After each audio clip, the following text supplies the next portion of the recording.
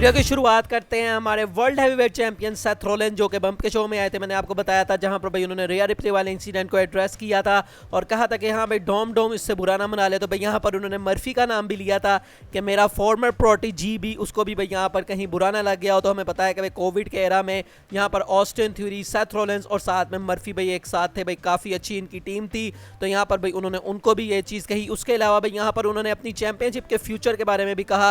उन्होंने कहा कि भाई मुझे कॉम्पिटिशन चाहिए, मुझे इससे फर्क नहीं पड़ता कि तुम रॉ से हो, तुम स्मैकडाउन से हो, तुम एनएक्सटी से हो, तुम ग्लोब में कहीं से भी हो। भाई मुझे जो है वो एक चैलेंजर चाहिए। और भाई जो भी यहाँ पर मेरे सामने स्टेप अप करना चाहता है भाई वो आ जाए। मैं इतना भाई यहाँ पर बेताब हूँ लड़ने के लिए। उन्होंने कहा कि भाई उस कर्टन के बाहर जो भी आएगा भाई मैं उससे फाइट करना चाहूँगा। और उसके अलावा उन्होंने कहा कि भाई मेरी ये जो जर्नी है भाई काफ़ी यहाँ पर जो है वो बड़ी रही है।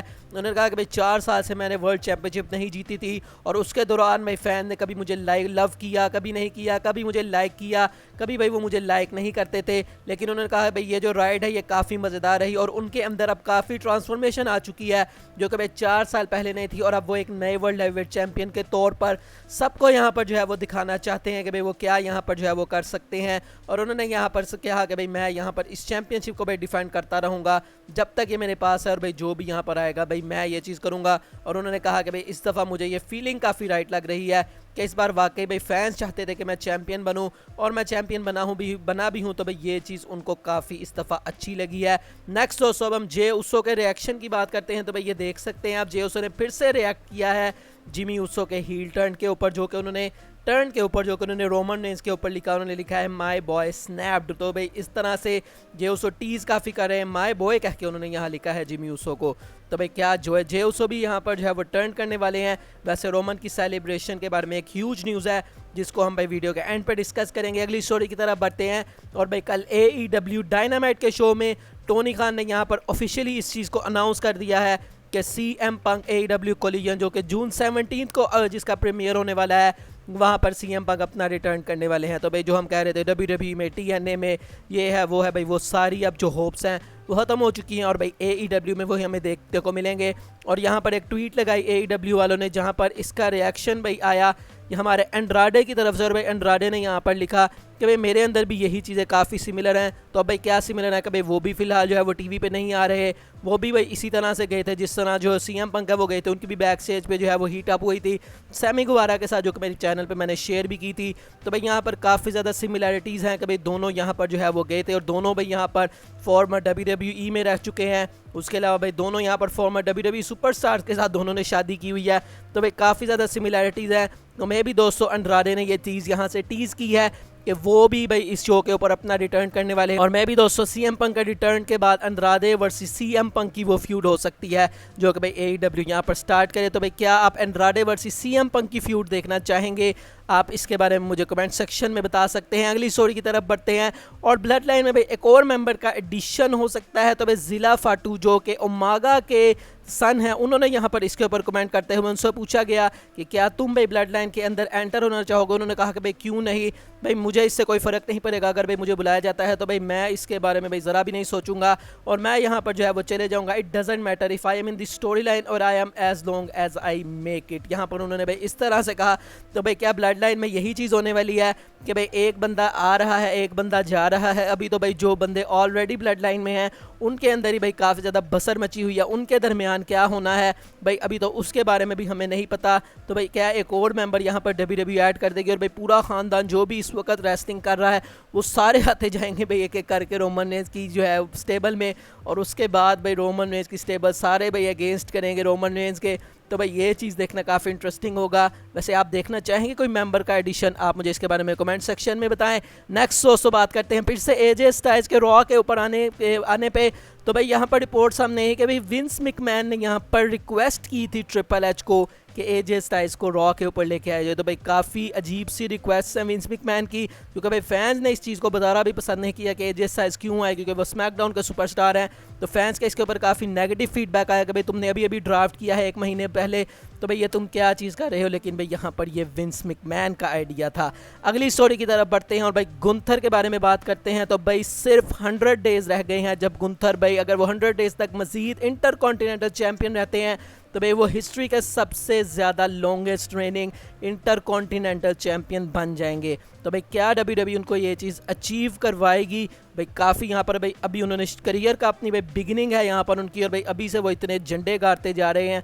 तो भाई अगर वो ये चीज़ करते हैं तो ये चीज़ काफ़ी एक ह्यूज माइलस्टोन होगी गुंथर के लिए। नेक्स्ट दोस्तों बात करते हैं अब हम कल स्मैकडाउन के अंदर जो मैच होने वाला है मनी इन द बैंक क्वालिफायर्स का, जहां पर मॉन्टेस फोर्ड और LA नाइट आने वाले हैं आमने सामने।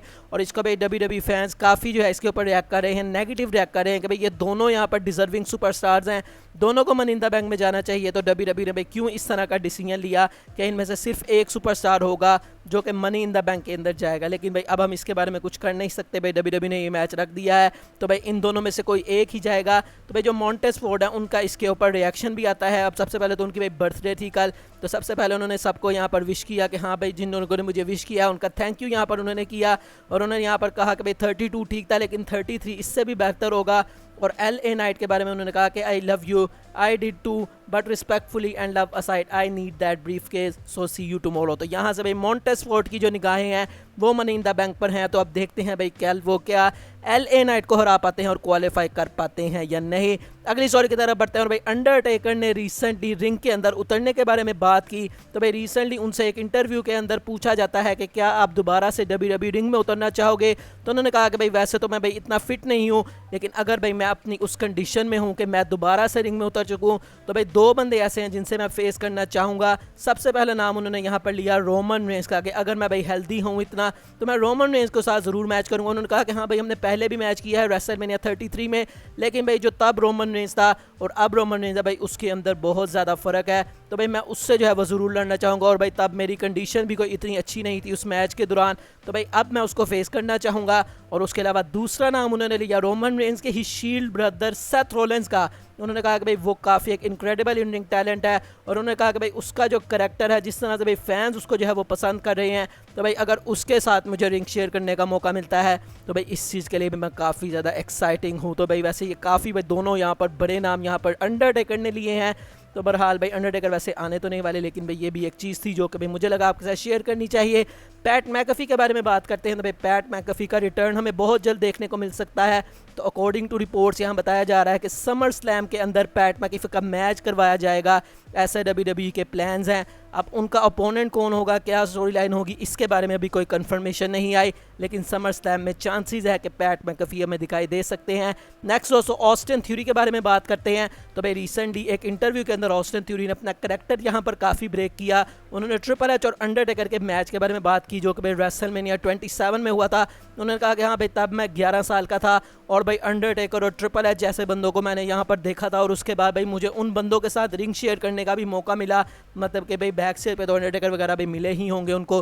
तो उन्होंने कहा भाई ऐसे बंदों की तरफ से जब आप तारीफ सुनते हो तो भाई आपके अंदर काफ़ी ज़्यादा मोटिवेशन आती है, और भाई मैं इन दोनों सुपरस्टार्स की काफ़ी ज़्यादा रिस्पेक्ट करता हूँ। तो इस तरह से भाई हमें पता लगता है कि भाई WWE सुपरस्टार्स रिंग में जैसे मर्जी हो, उनका करैक्टर जो मर्जी हो, भाई रिंग के बाहर वो सब एक दूसरे से बहुत ज़्यादा प्यार से जो है वो पेश आते हैं। भाई हमारी तरह ही वो भी एक नॉर्मल इंसान होते हैं जो कि भाई अपने से बड़े जो सुपरस्टार्स होते हैं उनकी काफ़ी ज़्यादा रिस्पेक्ट करते हैं। तो भाई ये चीज़ यहाँ पर थ्योरी ने जो है वो रिवील की। आज की आखिरी स्टोरी की तरफ बढ़ते हैं और भाई एक रॉ सुपरस्टार आने वाला है स्मैकडाउन के अंदर, और वो स्पॉइल करने वाला है रोमन रेंस की celebration of 1000 day as the universal champion.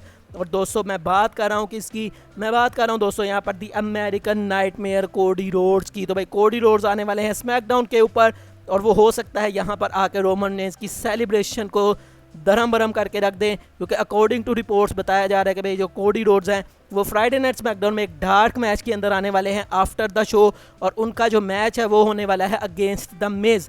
अब भाई एक बंदे को आप इतनी दूर से ट्रैवल करवा के आओगे सिर्फ एक डार्क मैच के लिए, तो भाई ये चीज़ बड़ी अजीब सी चीज़ है। लेकिन अगर भाई वो यहाँ पर आते हैं और मेन शो पे आते हैं तो भाई वो रोमन रेंस के अलावा किसी के सामने नहीं आने वाले, क्योंकि भाई रोमन रेंस से उनका पंगा है।